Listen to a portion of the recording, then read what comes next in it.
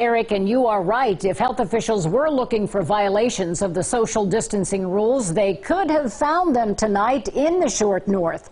Now, this is Standard Hall. Columbus Public Health confirms to us they were called to investigate. We also started getting calls and social media notices about the failure to separate. You can see the lack of face masks and the mingling of the crowd early in the evening.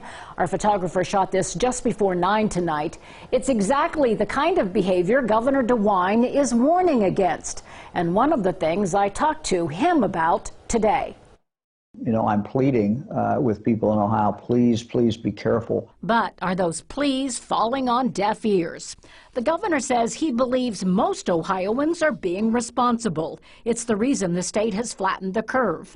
We have a fairly effective tool to deal with a bar that does not want to follow what we have to do, and that is their liquor license. I mean, they will lose their liquor license. But I'm hearing from bartenders and waitstaff who are afraid to go back to work. They think they are at risk, and this is too early. What do you say to them? Well, everybody has to make their own judgment. That's people who decide whether do I go to a restaurant or don't I? Do I go to a jewelry store or don't I? The people who work there have to make their own judgment. I mean, we've done everything that we can by putting best practices together. The governor says it is a risk to reopen and a risk to not reopen.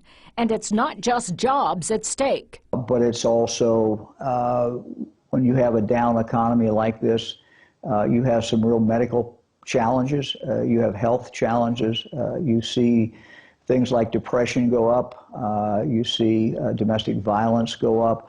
There are all kinds of bad things that happen. The governor says experts from each sector of the economy weighed in on the best practices for the careful, gradual rollout. But it can only work if Ohioans cooperate.